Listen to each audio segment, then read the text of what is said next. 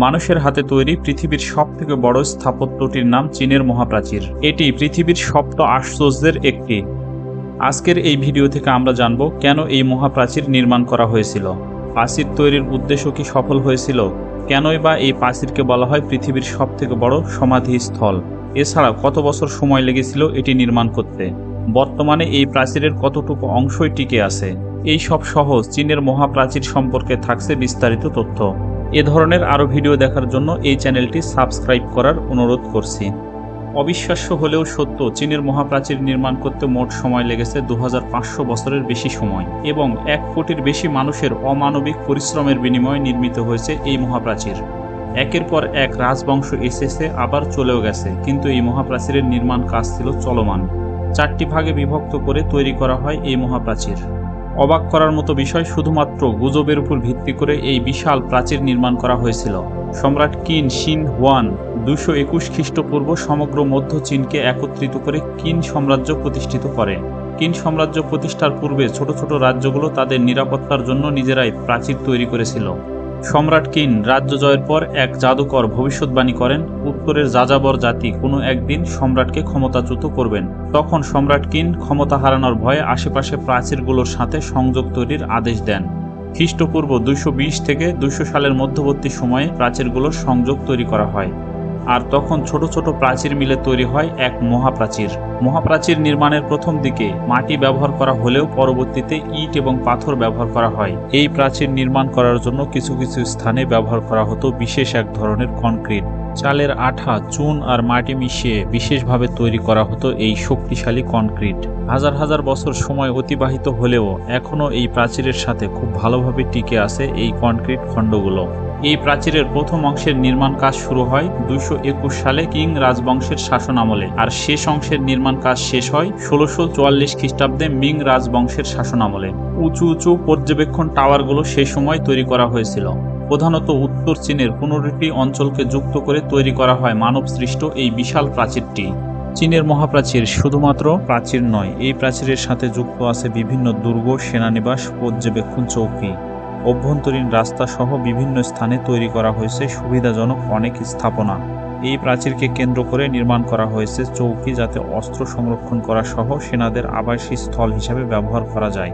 এই প্রাচীরের নির্দিষ্ট দূরত্ব পর ধোঁয়ার সংকেত পাঠানোর ব্যবস্থা ছিল। এছাড়া এই প্রাচীরের দীর্ঘ দূরত্বের পরপর নির্মাণ করা হয়েছে সেনাঘাঁটি এবং প্রশাসনিক কেন্দ্র। এই প্রাচীর সাংহাই পাস থেকে শুরু করে লখনৌ নামক স্থানে শেষ হয়েছে।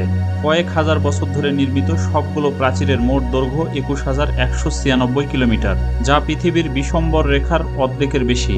চীনের সীমানা ছাড়িয়ে এই মহাপ্রাচীর মঙ্গোলিয়া, কোরিয়া এবং রাশিয়ার কাছাকাছি গিয়ে পৌঁছেছিল। সমুদ্র তীর থেকে শুরু করে সমতল ভূমি, পাহাড়, গিরিখাত, নদীসহ বন জঙ্গলের বাধা অতিক্রম করে নির্মাণ করা হয়েছে এই মহাপ্রাচীর। এই মহাপ্রাচীরের উচ্চতা 15 থেকে 30 ফুট পর্যন্ত হয়ে থাকে। এই প্রাচীরের গড় প্রস্থ 21.5 ফুট। বর্তমানে এই প্রাচীরের খুব সামান্য অংশই টিকে আছে। মোট প্রাচীরের 3 ভাগের 1 ভাগ ধ্বংস হয়ে গেছে। বেইজিং সহ অন্যান্য স্থানে অবস্থিত পর্যটনের জন্য গুরুত্বপূর্ণ প্রাচীর বিভিন্ন সময়ে পুনরায় নির্মাণ করা হয়েছে। উত্তর পশ্চিমের গানগু ও জিনজিয়া প্রদেশের প্রাচীর সবথেকে বেশি ক্ষয় হয়ে গেছে। ধারণা করা হয় আগামী 20 বছরের মধ্যে প্রাকৃতিক ও মানবসৃষ্ট কারণে এই দুই প্রদেশের প্রাচীর সম্পূর্ণভাবে বিলুপ্ত হয়ে যাবে। 10 লক্ষের বেশি মানুষের জীবনের বিনিময়ে নির্মিত এই প্রাচীর আজ মানুষের কারণেই ধ্বংসের দিকে এগিয়ে যাচ্ছে। বাড়িঘর সহ বিভিন্ন অবকাঠামো তৈরির জন্য প্রচুর পরিমাণ পাথর সরিয়ে নেওয়া হয়েছে এই প্রাচীর থেকে, যা এই মহাপ্রাচীর ধ্বংসের অন্যতম প্রধান কারণ। বর্তমানে আমরা মহাপ্রাচীরের যে অংশটি দেখতে পাই তা মিং রাজবংশের শাসন আমলে নির্মিত। এই প্রাচীর নির্মাণের মূল উদ্দেশ্য ছিল চীনের উত্তর সীমান্তকে বহিঃশত্রুদের হাত থেকে রক্ষা করা। নিরাপত্তার কথা বিবেচনা করে কোনো কোনো স্থানে 2 থেকে 3 সারির প্রাচীর নির্মাণ করা হয়েছে।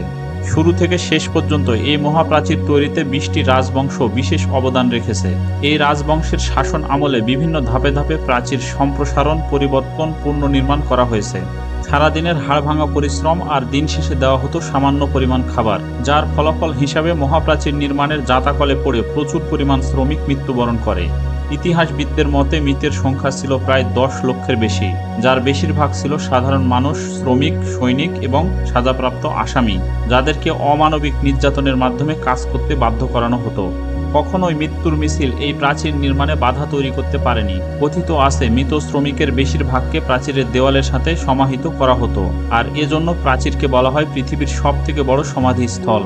শত্রুদের ছোট ছোট আক্রমণ এই প্রাচীর প্রতিরোধ করতে পারলেও বড় বড় পরিকল্পিত আক্রমণ এই প্রাচীর প্রতিরোধ করতে সম্পূর্ণভাবে ব্যর্থ হয়। 13 শতকে চেঙ্গিস খানের বাহিনী এই প্রাচীর ভেদ করতে সক্ষম হয়। যে যাযাবর জাতিকে প্রতিহত করার জন্য এই প্রাচীর নির্মাণ করা হয়েছিল তারাই পরবর্তীতে 100 বছরের বেশি সময় এই প্রাচীর নিয়ন্ত্রণ করে। তাই বলা যায় লক্ষ লক্ষ মানুষের শ্রম আর প্রাণের বিনিময়ে নির্মিত এই প্রাচীর যে উদ্দেশ্যে নির্মাণ করা হয়েছিল তা শতভাগ সফল হয়নি। কথিত আছে চাঁদ থেকে এই প্রাচীর দেখা যায়, কিন্তু কথাটি সত্য নয়। চাঁদ বা মহাকাশ থেকে কোনোভাবেই খালি চোখে এই প্রাচীর দেখা সম্ভব নয়। যে প্রাচীর নির্মাণ করা হয়েছিল বিদেশিদের প্রবেশ ঠেকানোর জন্য, আজ সেই প্রাচীর অসংখ্য বিদেশিদের তার কাছে টেনে আনছে। চীনের পর্যটন শিল্পের জন্য বিশেষভাবে গুরুত্বপূর্ণ এই মহাপ্রাচীর। প্রতি বছর প্রায় 5 কোটির বেশি বিদেশি মানুষ ভ্রমণ করতে আসে চীনের মহাপ্রাচীর। বর্তমান জনবহুল দেশ চীনে জনসংখ্যার ঘাটতি ছিল না কখনো। বিভিন্ন সময়ে এই প্রাচীর নির্মাণ করতে প্রায় 1 কোটি মানুষকে করতে হয়েছে কঠোর পরিশ্রম। এই বিশাল সংখ্যক শ্রমিকের ভাগ্য ইতিহাস ছিল করুণ এবং বিষাদময়। চীনের মহাপ্রাচীর সম্পর্কে প্রচলিত আছে অনেক গল্প কাহিনী।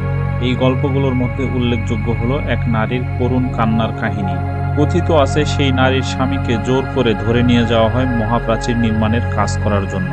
মাসের পর মাস কেটে যায়, কিন্তু তার স্বামী ফিরে আসে না। অবশেষে স্বামীকে খুঁজতে বেরিয়ে পড়ে সেই নারী। বহু পথ পাড়ি দিয়ে প্রাচীর নির্মাণ স্থানে আসলে জানতে পারে তার স্বামী কঠোর পরিশ্রম আর অনাহারে মারা গেছে অনেক আগেই। তার দেহটি কবর দেওয়া হয়েছে প্রাচীরের ভেতরেই। প্রচণ্ড কষ্ট নিয়ে কাঁদতে শুরু করে সেই নারী। সে এতটাই করুণভাবে কাঁদতে শুরু করে যে তার কান্নার শক্তিতে প্রাচীরের বেশ কিছু অংশ ধসে পড়ে এবং বেরিয়ে আসে তার স্বামীর মৃতদেহ। চীনের মহাপ্রাচীর সম্পর্কে সাম্প্রতিক গবেষণায় বেশ কিছু নতুন তথ্য উঠে এসেছে। 2025 সালে শ্যানডং প্রদেশে অবস্থিত প্রাচীরের কিছু অংশ আবিষ্কৃত হয়েছে যা 3000 বছরের পুরনো। এই অংশটি পশ্চিম ঝো রাজবংশের সময় নির্মিত হয়েছে, যা পূর্বের ধারণার থেকেও অনেক আগে নির্মিত। বেইজিংয়ের জিয়াংকো অংশ খননকালে একটি দৃষ্টিনন্দন ড্রাগন ভাস্কর্য এবং মিং রাজবংশের একটি বিরল কামান খুঁজে পাওয়া যায়। এই অংশের প্রাচীরের নির্মাণ কৌশল ও উপকরণ প্রাচীন চীনের প্রতিরক্ষা কৌশল সম্পর্কে নতুন ধারণা প্রদান করে। 2023 সালে গবেষকরা চীনের মহাপ্রাচীরের বিভিন্ন অংশে 130টির বেশি গোপন দরজার ধ্বংসাবশেষ আবিষ্কার করে। এই দরজাগুলি স্থায়ী ভূপ্রকৃতির সাথে সামঞ্জস্যপূর্ণভাবে নির্মিত, যা শত্রুর দৃষ্টিসীমার বাইরে ছিল। এই দরজার সাথে যুক্ত সুড়ঙ্গগুলো সেনাদের চলাচল, অভ্যন্তরীণ ও বাহ্যিক যোগাযোগ এবং বাণিজ্যের জন্য ব্যবহৃত হতো। এই গোপন সুড়ঙ্গ ও কক্ষগুলি চীনের মহাপ্রাচীরের প্রতিরক্ষা ব্যবস্থার জটিলতা ও প্রাচীন চীনের সামরিক কৌশলের প্রমাণ বহন করে। চীনের মহাপ্রাচীর শুধুমাত্র ইট আর পাথরের তৈরি প্রাচীর নয়, লক্ষ লক্ষ মানুষের কঠোর পরিশ্রম আর দুর্ভোগের ফসল এটি। তেমনি এই প্রাচীর মানুষের অধ্যবসায়, আত্মত্যাগ, প্রতিরক্ষা এবং ঐতিহ্যের প্রতীক। চীনের মহাপ্রাচীর সম্পর্কে আপনার মতামত জানাতে অবশ্যই কমেন্ট করুন। ভিডিওটি ভালো লাগলে লাইক করুন।